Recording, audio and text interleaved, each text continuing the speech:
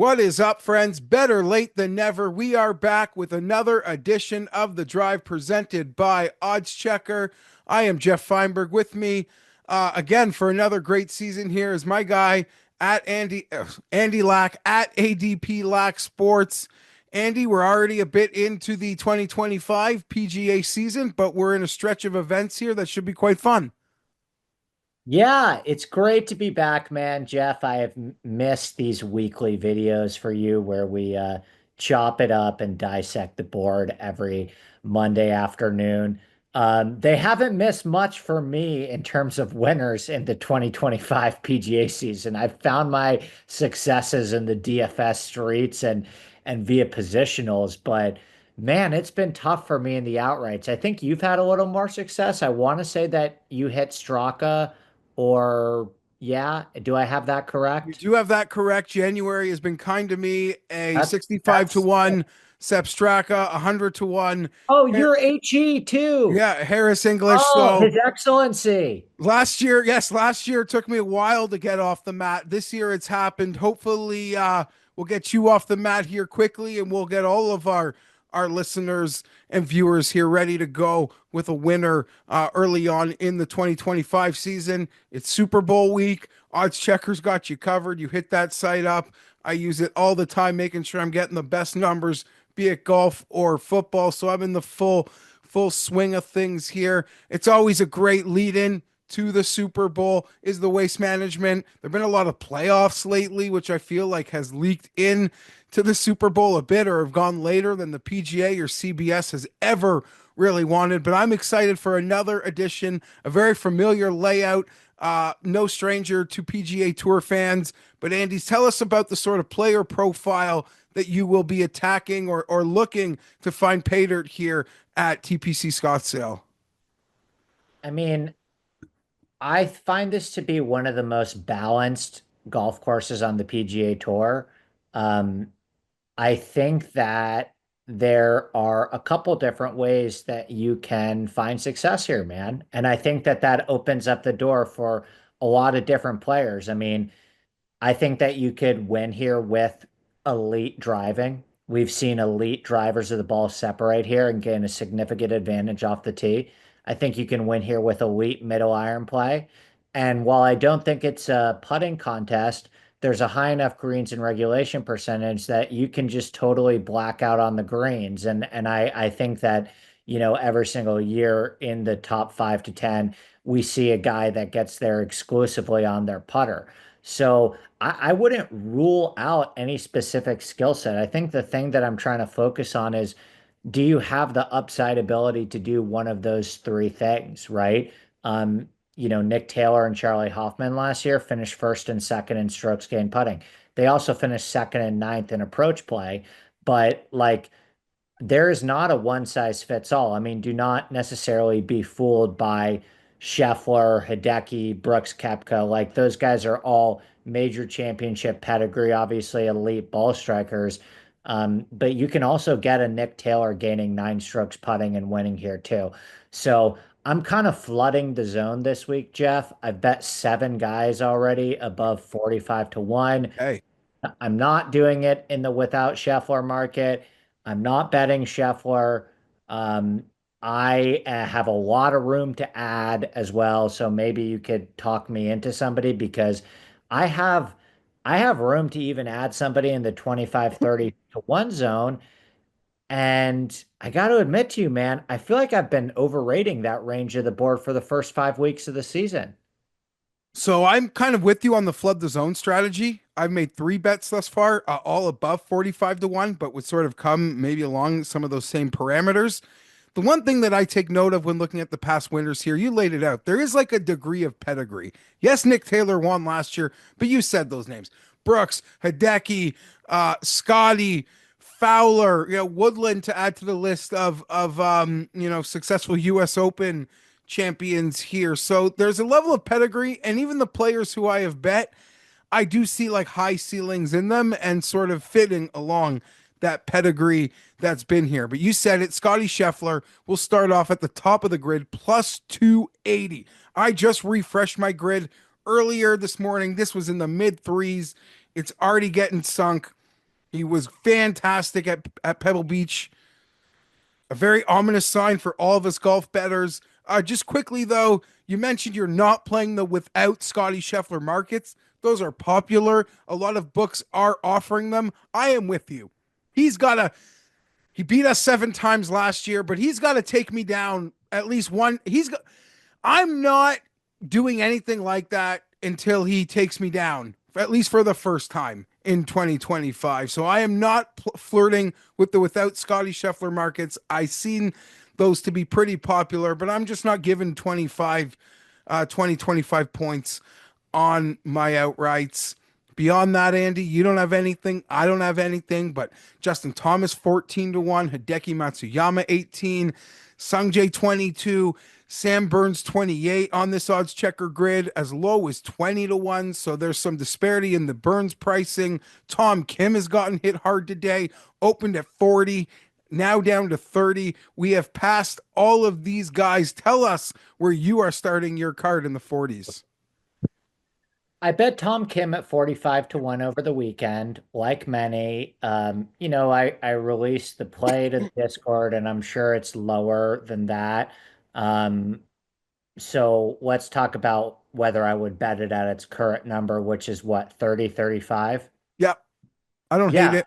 I would. I mean, I don't really understand why Sung Jae gets so much more market respect than Tom Kim.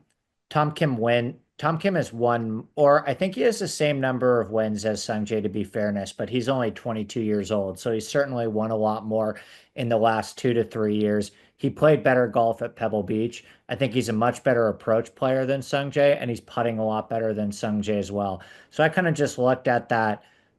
I looked at Tom Kim's pricing compared to Sung Jae, Sam Burns, Corey Connors, and it just kind of felt like a pure number grab to me. I really loved what I saw last week in Pebble. I think it's a great course fit for him. He's won twice already in the desert at the Shriners, gained in all four major categories last week at Pebble Beach. That's my guy at the top at 45 to 1. Like I said, I have six more guys for you between 60 and 300. Um, I don't know. I don't know if I just keep betting losers down the board or like I invest in Sam Burns or something like that. You know what I mean? Yeah, I mean, I think Sam A Burns. bad taste in my mouth with JT, I should say. That was a bad investment last week. I think his driver is a real problem. I think Hideki is trending in the wrong direction. I don't have interest in either of them below 20 to 1. Yeah, I'm with you. I have not, at least at those numbers, not making any of those moves. I, like you, started my card at 45 as well. And I went with Thigala, Andy, who is in a bit of a rut right now. 45 to 1 seems to be a consensus number on the odds checker grid. But he doesn't stay in ruts very long, and he usually comes out of them in big ways. And I believe he's sort of like a forgotten high end player from the books at this moment. A very close call here a couple years ago. I think this is a great course for him. The approach and the off the tee have taken a step back lately as of the results, but I see him getting out of that big time, and I think this is the venue for him. So the Gala at 45 to 1 is where I have started my card, and my other guys are just sort of right behind if you've got anyone else in this range. I mean, I guess he's technically in the range. I bet Mav McNeely at Yep, 65 to 1 on FanDuel. like Mav it. McNeely is hitting his irons incredibly well at the moment. I guess since we're in this range, because I have two guys that I bet at 65 and then I go up to 100, I bet Mav McNeely and Kurt Kitayama. Um, are there still 60s on Kitayama available? I bet him 65 Yeah, over the weekend. 60s, a consensus across the board 60s, some standout lower numbers 40 when staring at this odds checker Yeah, grid. there's a But lot of respect in the sharp community for Kitayama. Like all all month it seems, Andy, all month. yep, yep, yep. He statistically is doing things. The irons were he was the best ball striker of the fall swing. Regressed a little bit to start the year, but I think the long-term tail is enough to have people like data nerds like me excited. So and he's played phenomenally at Phoenix as well. So I took a piece of Kitayama 65 and McNeely 65. Um, Gosh, I don't know if anyone else is speaking to me in that Well, range. sadly, we are flooding the zone of this range, but we are on different guys. I have bet Baccia here, Andy, at 66 to 1. Seems to be another guy with a pretty consensus number, 60 65 on that odds checker grid. You mentioned it takes pretty versatile players here. I trust his bag. I trust the tee to green.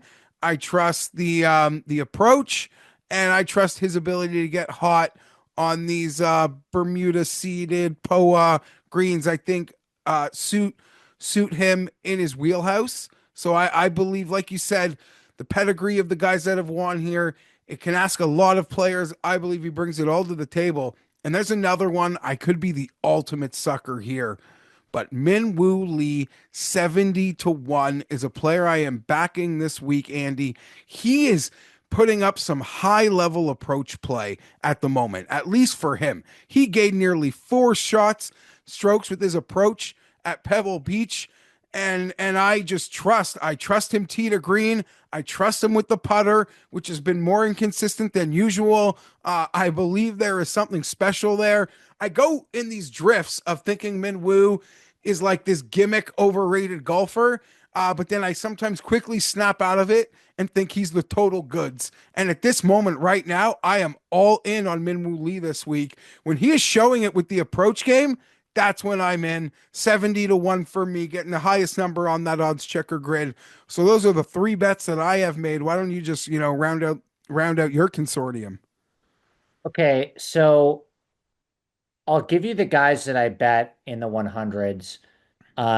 Slamming Sammy Stevens Oh, 100 to 1. like He's that. he's playing phenomenal golf at Yeah. the moment, Jeff. I was Um, staring at that one. Not, yeah. If I had to give you a short list of others, he for sure would have been on it. So there's one we're finally on the same page on. I think I'm in with you that, there. Give me the that sell though. number, yeah, that number's at bet 365, but I mean, I would have bet Stevens at 80. Um, Anything down to 75 on Stevens is he's playing phenomenal golf. I mean, talk about a guy that could yield a significant advantage off the tee with his driver. And he's actually a really good putter and an underrated middle iron player as well. Finished 28th last year at this event in his debut. Um, can I interest you in 110 to 1 on Daniel Berger? Oh, yeah, Or that's an easy, you know me well. That's an easy sell for me. yeah, I had a I was feeling. on that train for a while. I've jumped off, but the Bermuda grass main set greens can always bring me back to Danny. Yeah. And then this I would imagine is a little bit tougher of a sell job, but I think Brian Harmon is like sneakily the nuts this week. 120 to 1. His irons actually looked quite good at Pebble Beach. It's kind of an out there buy low um, data play that I don't expect the masses to be super excited about, particularly having to sweat his pre-shot routine. I get all of that, and I know exactly what I'm signing up for this week with Tom Kim and Brian Harmon on the card.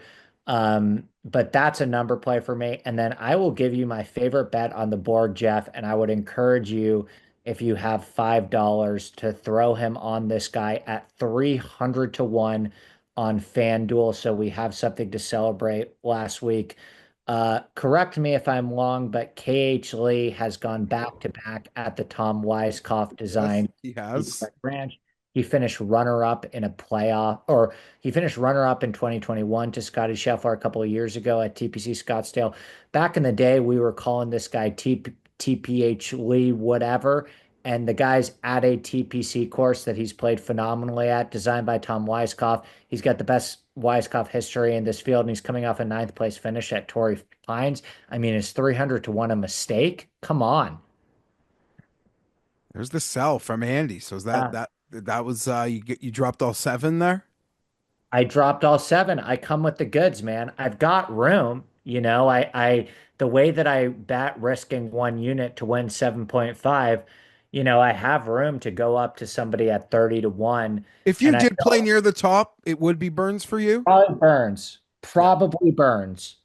But I don't, he's not like he's not getting me excited. I'm not having visions of Sam The Burns. shortest bet I would make this week for me is Tom Kim. I'm not really interested in going ahead of it. I could see Scheffler winning by a touchdown and feeling silly, and we'll talk about lessons learned for maybe the rest of the season in the coming weeks if he does that. But like you said, I'm flooded. I'm attacking the middle. I think I'm And gonna to be be all honest with over you, the Jeff, middle.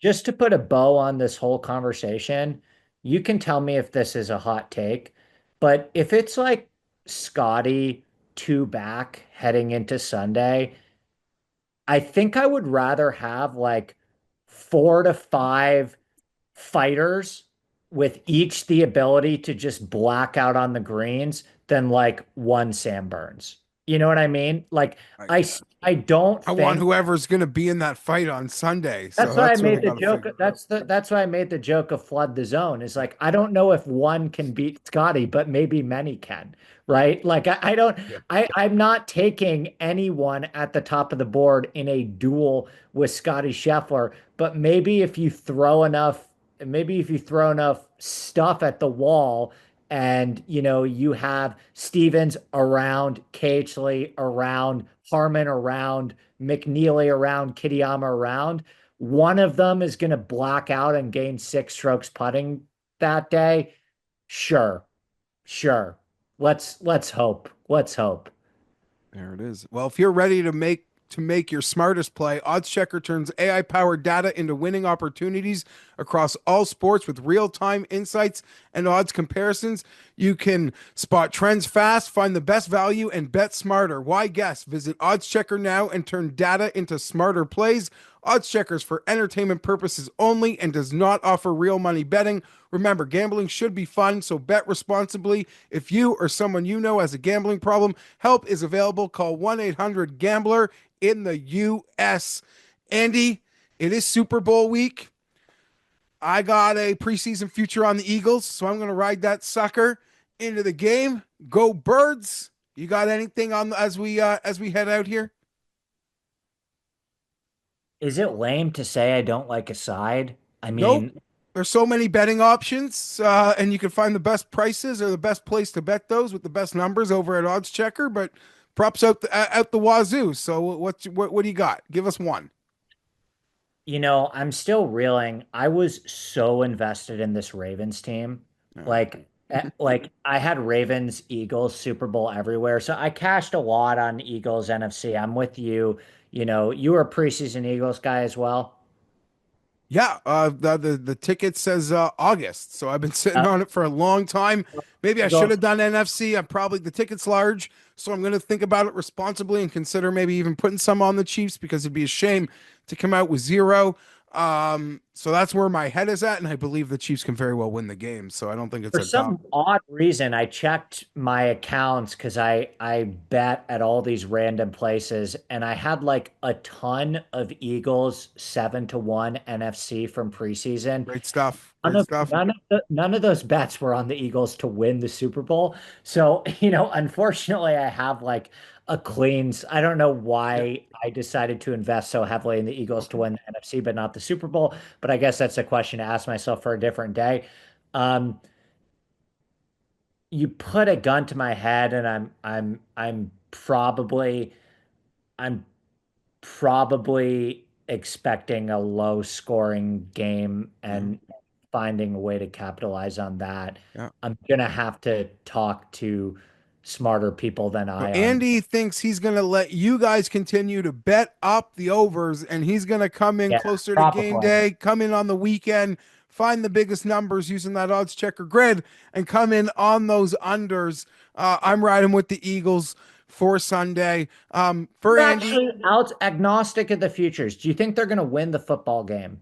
I think it's a great game, close game. If I didn't have the future, I'm probably leaning the Chiefs, which is why I have to strongly respect the hedge opportunity with such a small spread that I do have. I hope Can I ask you? everyone, Can I ask you one final yeah, question? I'm yeah, sorry. I know that you're deeper into like gambling Twitter, especially in the football streets. Like, I don't really consume any football content, so I never know like who the public's on, who the like I have like three sharp guys that It I feels thought. like everyone's on the Chiefs. Right. I was getting Yeah. that sense And too, I haven't but seen the line move, and we're curious if it'll hit 2 or 2.5 by the game time. I'm not really sure, but on the perennial online, I just see a lot of people on on the the Chiefs. Hope everyone has a great Super Bowl weekend. Gamble on the golf, on the football, do it all responsibly. Catch the best numbers over at oddschecker. Andy and I will be back as they head back to Torrey Pines for an elevated event and all season long. I'm Geoff Fienberg for Andy Lack. Smash that like button. We are out.